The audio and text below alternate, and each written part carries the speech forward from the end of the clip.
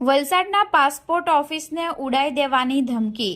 Cyanide બોમ્બના ઈમેલથી Surat વલસાડમાં high alert. Valsad passport ઓફિસને બોમ્બથી ઉડાઈ દેવાની ધમકી મળતા સુરત અને વલસાડમાં હાઈ એલર્ટ જાહેર કરવામાં આવ્યું છે. સુરત રિજનલ પાસપોર્ટ ઓફિસને એક ધમકીભર્યો ઈમેલ મળ્યા બાદ સમગ્ર દક્ષિણ ગુજરાતનું પોલીસ તંત્ર દોડતું થયું હતું. આ ઈમેલમાં વલસાડ સહિતની પાસપોર્ટ ઓફિસોમાં સાયનાઇડ ભરેલા સિલિન્ડર અને આરડીએક્સની બ્લાસ્ટ કરવાની ચીમકી આપવામાં આવી હતી. સુરત પાસપોર્ટ ઓફિસને મળેલા ઈમેલમાં જણાવ્યું હતું કે પાસપોર્ટ ઓફિસમાં ખતરનાક ઝેરી ગેસ સાયનાઇડ ભરેલા સિલિન્ડરો ગોઠવવામાં આવ્યા છે. આ સિલિન્ડરો બપોરે 12:10 વાગ્યે બ્લાસ્ટ થશે તેવી ધમકી આપવામાં આવી હતી. સુરત ઓફિસે તાત્કાલિક વલસાડ પાસપોર્ટ ઓફિસને આ અંગે જાણ કરી હતી. ધમકી મળતા જ વલસાડ પોલીસ હરકતમાં આવી હતી. DYSP AK Varma, Valsad police મથકના ઇન્ચાર્જ PI ભાવિક જીત્યાના નેતૃત્વમાં વલસાડની હેડ પોસ્ટ ઓફિસ અને પાસપોર્ટ ઓફિસ ખાલી કરવામાં આવી હતી.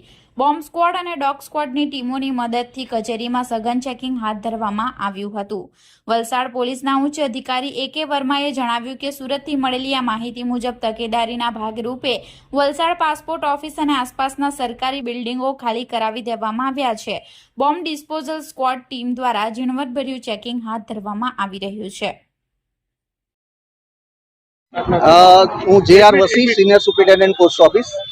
આજરોજ 10:30 થી 11 ની વચ્ચે અમને RPO સુરત એટલે કે પાસપોર્ટ ઓફિસ સુરત તરફથી એક મેલ આવ્યો છે, જેની અંદર સુરતના પાસપોર્ટ ઓફિસને એવો કંઈક ત્રાહિત વ્યક્તિ દ્વારા મેલ કરવામાં આવેલ છે કે દરેક દેશની દરેક પાસપોર્ટ ઓફિસોમાં આજરોજ કોઈક બોમ્બ મૂકીને એને ઉડાડી દેવાનું કાવતરું કર્યું હોય એવો કોઈક મેલ એમની પાસે આવેલ છે. જે મેલ દ્વારા અમને આ જાણ કરી છે, જેથી અમે તાકીદના પગલા રૂપે વલસાડ પાસપોર્ટ ઓફિસ અને નવસારી પાસપોર્ટ ઓફિસ બંનેને અત્યારે વેકેટ કરાવી છે અને અમારા કલેક્ટર સાહેબને, DSP સાહેબને, ફાયર બ્રિગેડ શ્રીને વગેરેને અમે જાણ કરી છે કે અને જેઓ ત્વરિત પગલાં લઈ હાલમાં આવી રહ્યા છે અને એનું મોનિટરિંગ કરશે, એનું ચેકિંગ કરશે અને એમના એક સચોટ અહેવાલ બાદ અમે અમારી ઓફિસની આગળની કાર્યવાહી કરી શકીશું.